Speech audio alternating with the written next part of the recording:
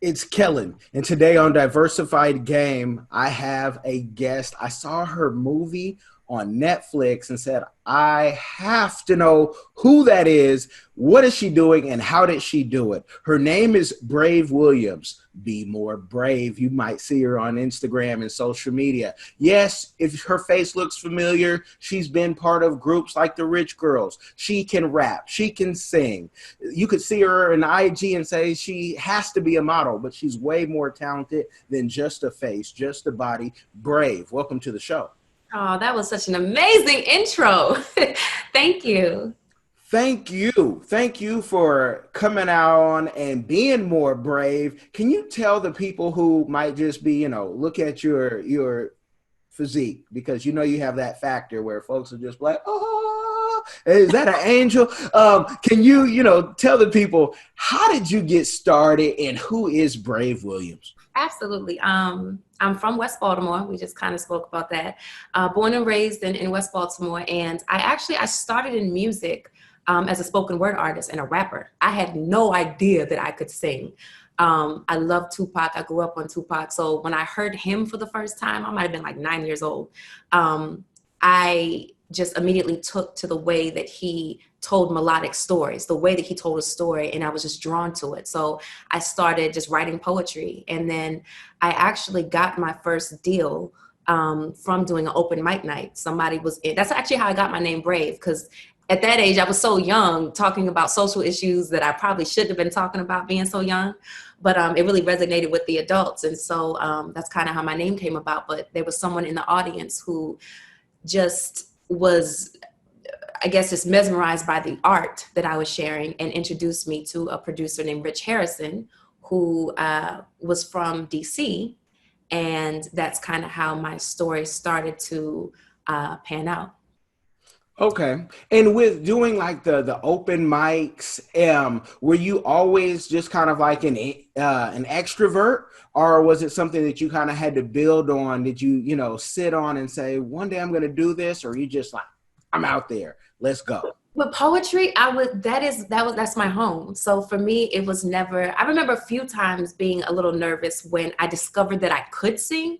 And then as opposed to doing a poem, I was trying to flip it into a song, and then I don't know how it went. It could have went bad. It could have went good. Who knew? But I just remember those were probably the main moments that I could really feel my nerves, because I was kind of trying to develop something that I didn't know that I had. In terms of the rapping and the poetry, it was like, y'all about to hear me roar. Like, I was excited. Okay.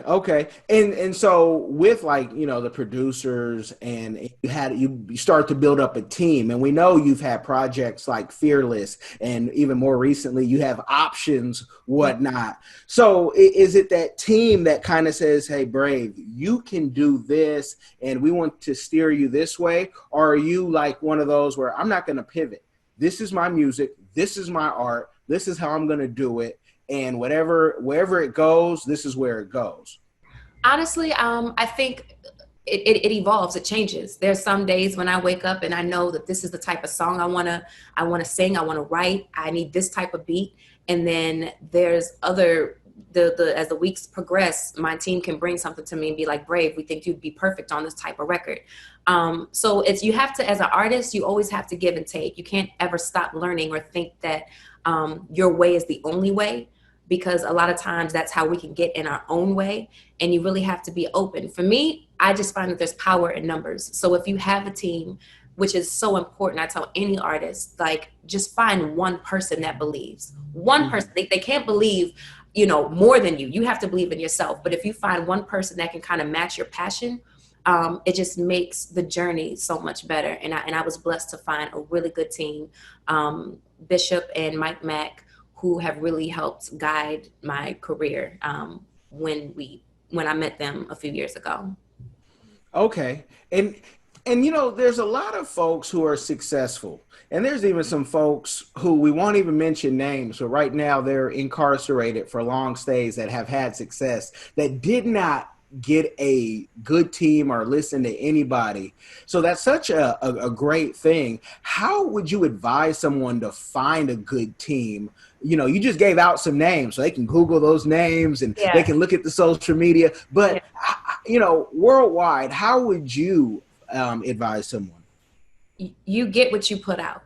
So I can go back to that story I just told you about at the open mic. I was putting out my art. I didn't know, I was a 15-year-old girl. I didn't know nobody like that. I didn't know anybody in the music business, but I knew that, I mean, being from Baltimore, it's not like this is the mecca of music, but there are platforms that you can expose yourself. And whether if you're a rapper, if you're a singer, if you're a dancer, you just have to do your homework and find those places and show up and just project and trust and believe that if you do it enough consistently, your team might find you. It won't even have to be a thing where you're just like banging down doors. Hey, will you represent me? My biggest thing is just show up and trust the process, and knowing that people are watching. And if you stay consistent, 9 out of 10, your right team will come into place. My first manager, I was with him for 7 years, and loved him to death. He believed so much, and God bless him, because he ended up having a heart attack, which is why I was managerless for about a good 4 or 5 years.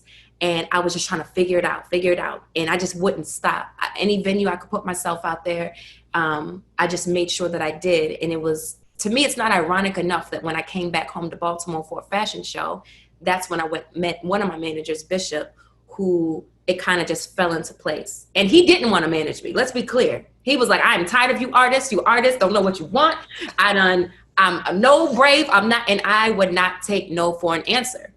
And that's another thing. You might find people that don't, I don't know, like you just have to be very clear on what you want. And I knew that I wanted him a part of my team. He kept trying to put me off on other people in Atlanta and LA. Well, go fly there, go meet this person. And I was like, no, I want you.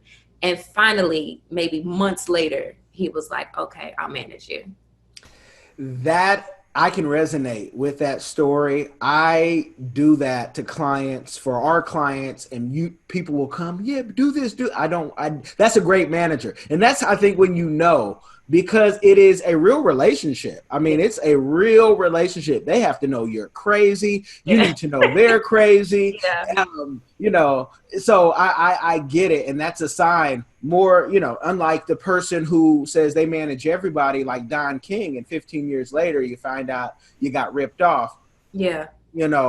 Because maybe you didn't do your research, or that person just wasn't, it wasn't about you. So they really have to take care of you like a real relationship.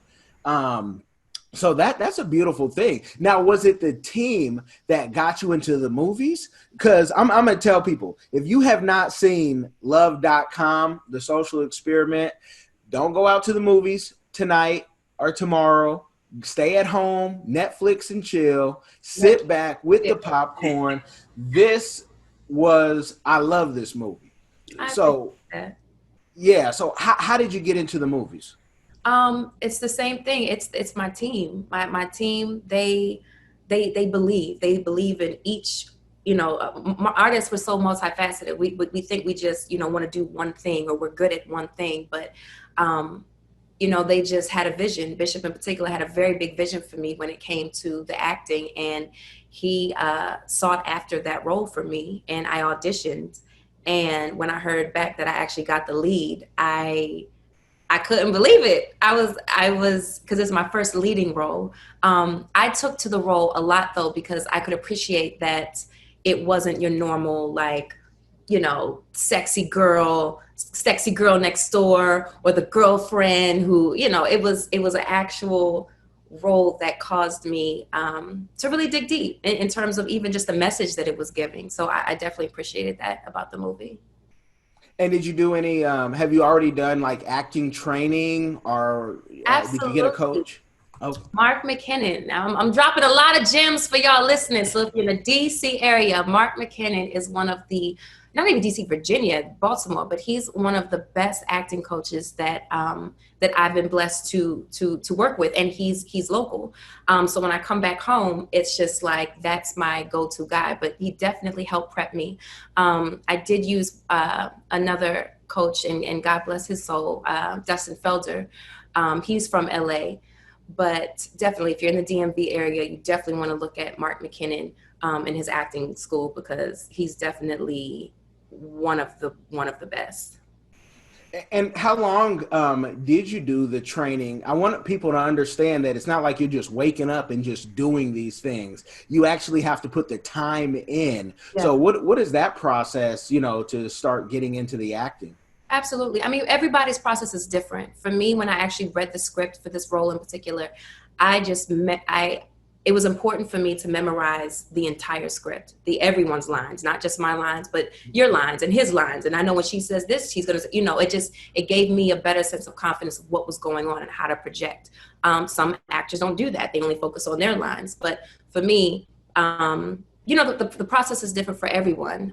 Mark, he will have you doing different exercises that will have nothing to do with the script, but just to pull out different dynamics. And it can be uncomfortable. Acting is not easy. Acting can be a very uncomfortable process, but when you see the finished product and when you're in it and you're delivering, it's probably one of the most fulfilling feelings that an artist can receive. Now you've done some projects. What is your debrief after you're done with that role? How do you go back and capture Brave? Because they have the method acting where some folks go all the way just into that role, and that's what they live for, whatever amount of time it takes. Yeah. And then they have to debrief. What's your process like in that? I have a niece and a nephew. I have a 5-year-old niece and a 2-year-old nephew, and they make me completely forget about anything that's going on. Like just being around them, I'll leave from wherever I am and fly back and just spend 2 or 3 days with them and just go into straight auntie mode. And it's like my recharge, my refresh, because I'm not thinking about anything creative. So yeah, it's either that or even working out. I'm a big advocate on fitness. I believe that, you could be strong in your craft, but, physical health, spiritual health, all those things, they go hand in hand. So you really have to, take care of each element of your body. Okay, and we're gonna get into that fitness. I'm gonna stick on the movies and the music just because there's so much there to unpack on how you are able to do all this, and that this is not new. I mean, you were in a group, Rich Girls. You guys have millions and millions of views on that, but the transition from going from a group to solo to an actress in this world of media, that's not an easy thing. So I mean, I applaud you because you've really had to stick it out and say, okay, I'm gonna rebrand and regroup and show the world my other talents. And with doing that, you've talked about being a natural blonde. You've talked about being, Cherokee, Czech, and Black, Yeah. whatnot. And I think that when you said Czech, I said, tell me she can speak languages. Tell me. Time, but not anymore. No. So there was a time. I was very, very young. And did you learn here? Did you learn in the Czech Republic? No, from my mom here. Okay. But it wasn't something that I was super active.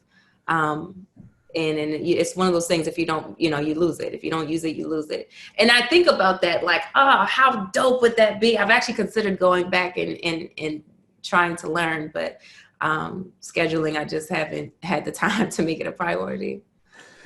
Okay, because the international movie market, I'm the biggest collector of Nollywood, Nigerian movies.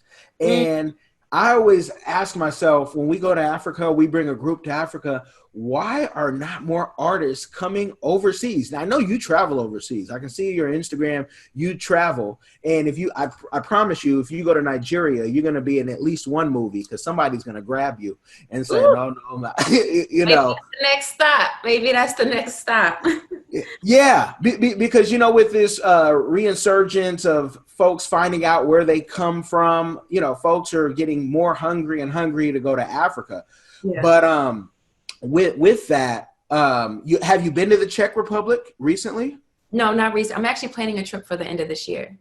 So I'm looking forward to that. I've reached out to all the families, and that is something I'm definitely looking forward to see. So I will definitely keep you posted and I'll, and let you know, like, it was everything I thought it was. Can you do me a favor? I love body cams. There's some body cams you can clip here, or you can put on like a chain and just capture that, and maybe even hire a camera crew. I know it's not that it's not that expensive in check to hire a camera crew, and have them really, the life of, because folks will see you in the States and say either she's black or she's Spanish, and they don't care anything else. Like, she's either black or Spanish. But no, folks, we are all humans, but the world has come together to make a nice melting pot. And I think that's, So, and also, when going over there, will you think about doing music? I'm my spirit is so open when I go to new places, and it's very likely I could be very inspired to find some local producers or studio. Like, it's definitely a possibility. Okay. I want to push too much. Some stuff I might tell Bishop offline and say, "Yo, Bishop." Right. No, you should. Yeah. And you were talking about the fitness earlier, and you can go, and all the links are in the description box, people, when you see this, to her, Instagram and everything. But talk about that fitness part of it. Do you wake up at 4 a.m. in the morning and one of those who start, working out, and you'll only drink juice and eat string beans? How does your fitness life go for you? Yeah, well, it's two dynamics, because I just went back to school last year to become certified in sports and science, to become a trainer, a licensed trainer, and I absolutely love it. I didn't know how much training other people and helping women get to their goals was just so rewarding. I absolutely love. I mean, I'll be doing that forever. I truly love training. In terms of fitness, for my own personal sanity and just growth, I work out every day. No, I'm not waking up at 4. I will wake up 4 a.m. for my clients. I am known to do that. I train doctors, nurses. So a lot of times their schedules are crazy. So I have waken up at 3:30 a.m. to be at the gym at 4 a.m. to train. But for myself, no, I'm not waking up that early. I'll probably get up at about 6 and be in the gym by about 7:30 and just rock out.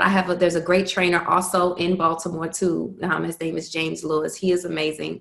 And that'll also be my go-to guy when I just don't have the energy. If I'm like been in rehearsals and I'm just like, I don't feel like working out, then I'll call on him, because he always just whips me back in shape. But for me, it's a part of life. Like, you have to take care of your physical self. You only have one. A lot of times we take it for granted. We'll eat whatever we want. We'll drink whatever we want, and not really understand, I guess, how that can play just on your psyche. What got me into fitness was that I was touring, and I was meeting so many women that were very depressed and saying, like, I kept hearing the same story over and over again. Like, well, I would be happy, but my job, or I can't stand my husband, or this. So, and a lot of times we deflect, and the issue isn't with your job, or the issue isn't with your partner. It's just with you. And fitness, working out, does trigger certain hormones that you don't get if you don't work out. Happy hormones, serotonin, that there's things chemically that happen in the body that are only, released when you exert it. And for those, of us that don't work out, it's like you're missing out on something that you don't even know what you're missing out on until you experience it. It's almost like a runner's high. And you're in one of those cities that there's so much good food around. Yeah. And public transportation is so good. Cars, everybody seems to, people have cars. And so, but there's so many beautiful places like behind you to walk and see. Yeah. So, yeah, that must be fun. So if you're in the DMV area, you got to sign up for one of these classes. And you even you have so many YouTubes. Do you have one for the fitness yet? I have not. I've thought about it, and it's something I definitely want to do. It's just, I want it to be at a particular I just have to take the time to make it a priority. It's just now I've just been so focused on finishing the album. Everything has kind of stopped until this album is done. I took off 2 months of training my clients. I still work out, but my main focus is finishing this album. So. Okay. And for the musicians out there who are listening to this and say, hey, we're making money right now.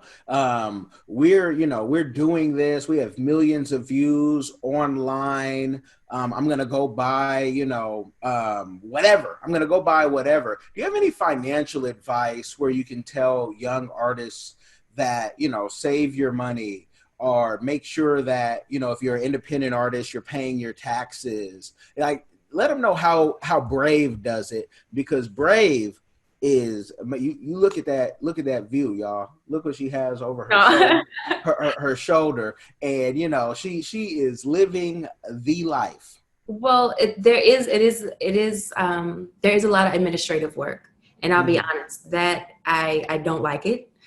Even with my fitness business, there's still administrative work. Like you said, there's taxes, there's things that you have to stay on top of. In terms of music, financial advice.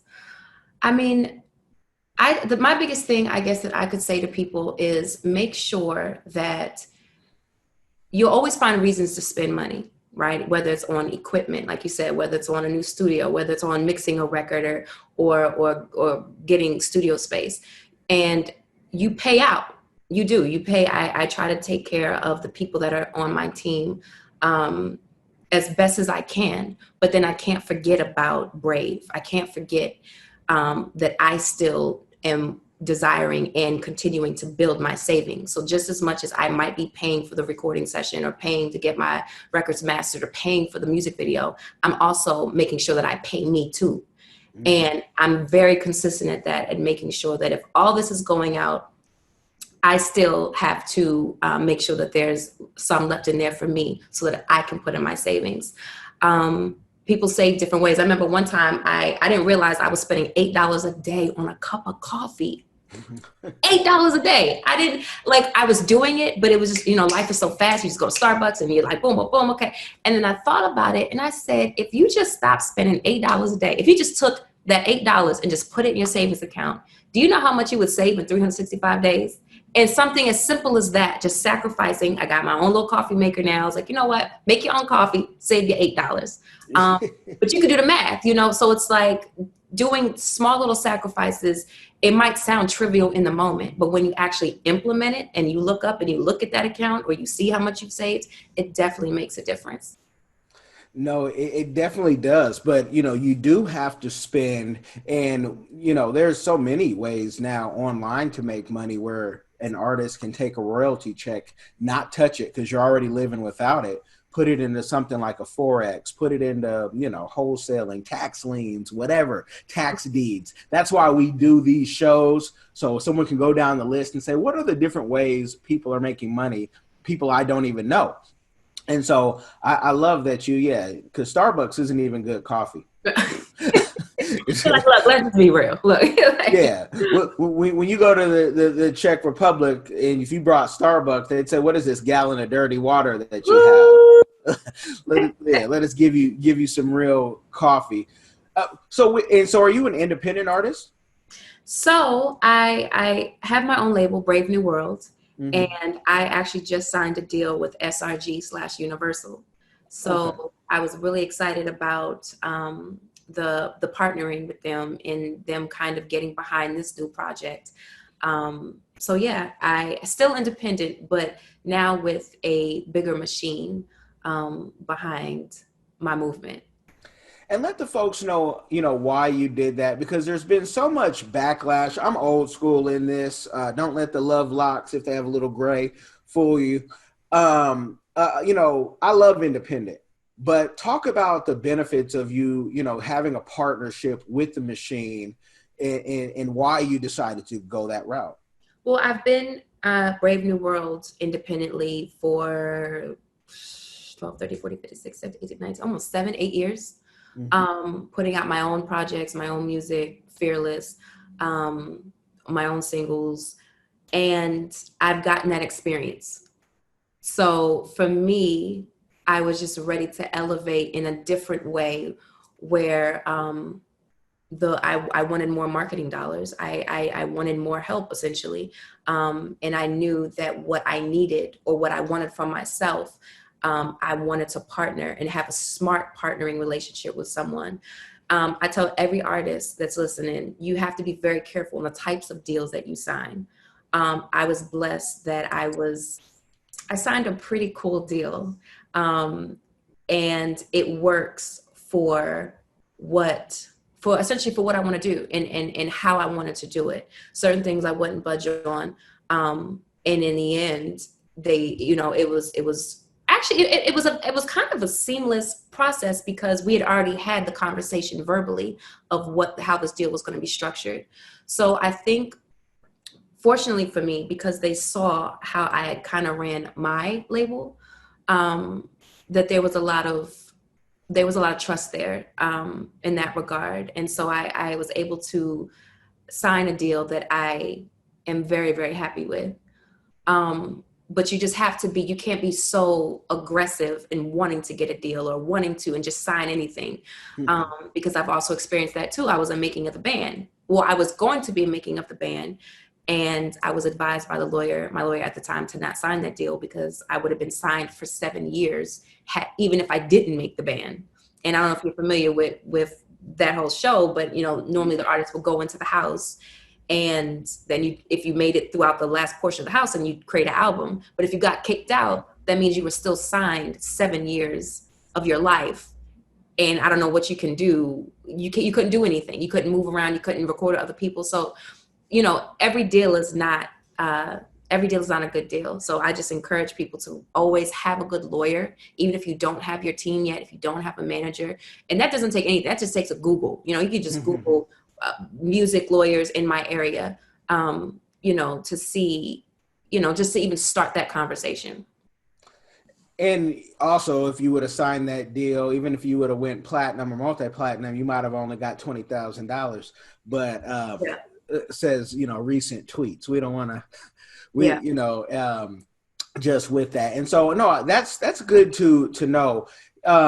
When you are with a partner like that, you're with Universal. I mean, they're one of the biggest. How do you then, your team? Sometimes when folks go on these partnerships, the team sometimes, can be, I don't want to say left back, but sometimes, at least back in the day, they'd be like, you know what, we have our own people that we want you to deal with, and you don't need your team. So how does someone, when they're coming up, stay loyal to their team? I mean, I don't want to get too deep, but I feel like that's something that I don't want to say you're born with. But I can only speak from my personal experience that I might be loyal to a default at times in life. Not to make it, maybe that's not the right. For me, it's not hard. I ride for those that ride for me. And sometimes even in personal relationships, that's what I meant by default, because sometimes I needed to leave sooner than I did, which is why I wrote a song called Options. But we'll get to that later. But in terms of my management team, it's almost like when the work ethic is there and you have people that truly believe and are not just speaking it, but doing it through action, the thought of the relationship dividing hurts. Like, you don't even want to imagine that. Fortunately, I've gotten to a place where I was never presented in any sort of situation like that. Well, we want you, but we got our own team. It's like, I'm coming to you as my own label, and this is part of my label. This is how I'm structuring. I want this deal to be structured, and I was able to find that and go with it, and it works. So that is a tough one. I just feel like for any artist that has someone in their life that is fighting for you or believing in you or forcing you to work harder or pushing you, you have to cherish that. Sometimes artists, we get stubborn, we get stuck in our own ways. We don't want to be told to do something.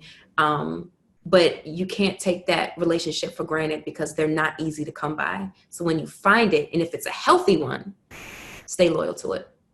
No, that's deep. And you've had success in groups and other, things. When you get a deal like that, do they come to you or are you kind of shopping around? Shout out to Raheem Devon. That the way that this deal happened is that I was actually showcasing my music on IG Live, and he popped in, heard my records, and then took what he heard to his label because he's also signed to SRG, and really championed my music to them. So when they called, and the meeting was set up, it was like they had already been familiarized with my music and who I was via him. So, that's why I even tell artists, like when we talked about in the beginning, just show up, just push your stuff out there, because I wouldn't have no idea that him listening to my music via IG Live would have led into me signing my next evolution of music with Universal. Do you know what I mean? So it's like, don't ever get so frustrated where you feel like you have no outlets to showcase your music, because now in today's time, it's like everything can be created as a moment with Instagram and Facebook and, Zoom, so it's you definitely have ways to get your stuff out there. You just really have to be consistent and sincerely not give up. Yeah, big shout out to Raheem Devon. We saw him, my wife and I, in a concert out here in Seattle, and that man put on a show she had never seen before. Jumping from the Raptors, I mean, it was just awesome. So big shout out to him, and I know he was in the movie as well. So Yeah. you have a real solid relationship with him, and it's about relationships. In today's time, what advice could you give another beautiful woman like yourself? We see, folks 30 years later being captured and, being called out on their stuff that they did 30 years later. And I tell people all the time, it's not over because it wasn't just the women. And there's a lot of people who are going to be called out. But what advice in coming up? Because I'm sure since you were, 15, people have been saying, hey, you're beautiful, you're beautiful, you're beautiful. But then to show them, actually, I'm smart, I'm talented, I'm dedicated to what I do. And, how can a woman 2020 and beyond protect herself right now? Know who you are and stick to that. You're always going to be approached with options and choices and scenarios of, if you do this, then you can get this. If you have to know who you are and be confident in that, despite what the world is telling you to be or do or project um, or be a part of. I meet girls all the time who are like, beautiful, beautiful, sweet girls that you go on the Instagram page, you would be like, hold up, does your mama know you posting that? And it's like, whoa, like, what do you, but in their minds, this is what it takes to be noticed or to be heard. And I get that we centralize a lot of things, like in this world, sex sells, sexiness sells, this sells. So it's almost like as a woman, you might find yourself battling with how much is too much, or should I go ahead and do X, Y, and Z because I know it's going to get a view, or stick to who you are, because people will fall in love. If you start changing and manipulating and doing things that really are outside of your character, we never get to see who you really are. It's like you're projecting something that you're really not, and that's what people are going to buy into until the gig is up, like the jig is up. It's like, because you have to continue that facade, so to speak.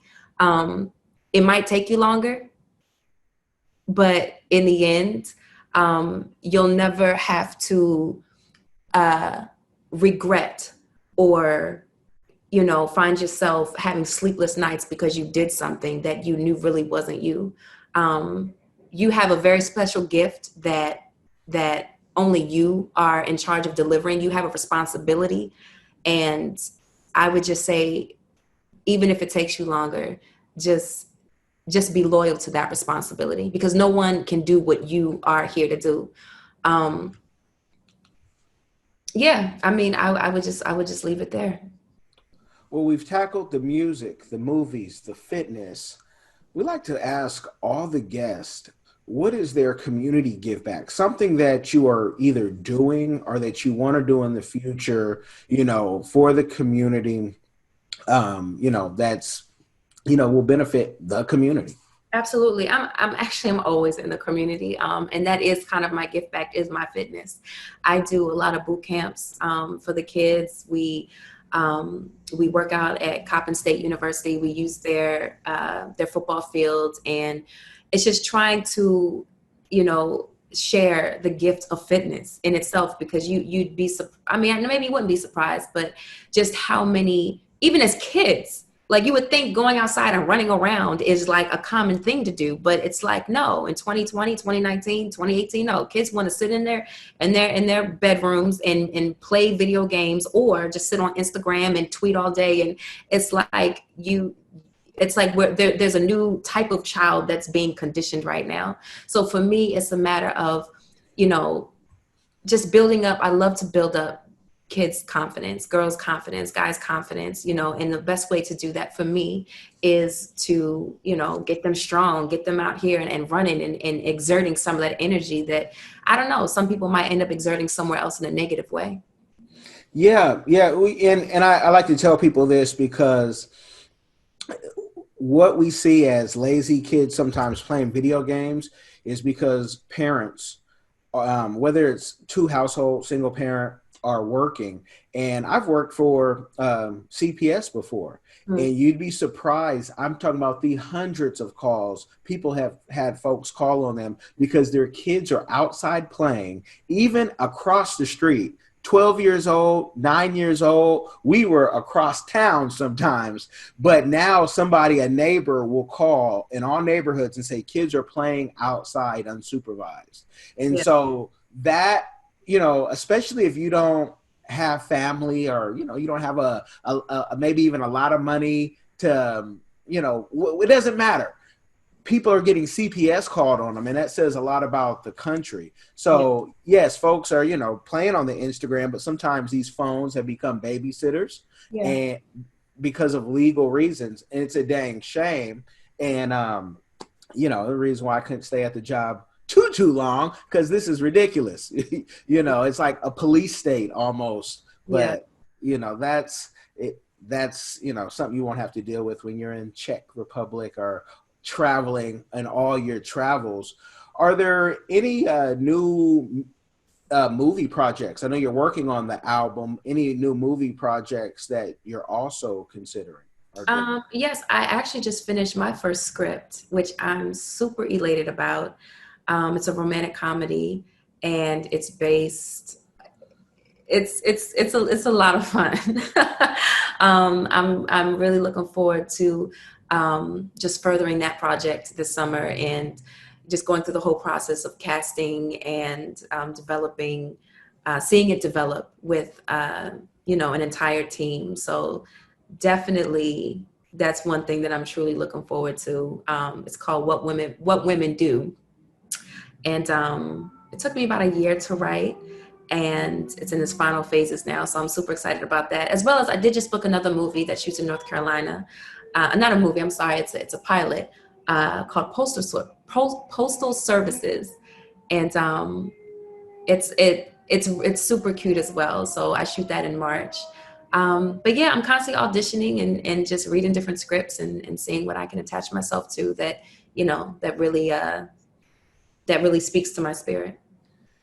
Now, you gave the game, and we also like to give it. And I'm telling you, I can see the movie of you in a horror film, just you being you, and then you start killing up everybody, especially in that thirsty Hollywood arena, or where people think, oh, hey, little mama, come over here. Oh, yeah. And playing that role, and just, serial killer like no other.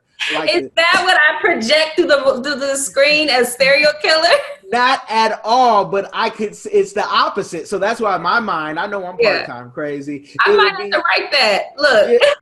Yeah. I see it. And when I see things like the movie, I like to let them be known and told.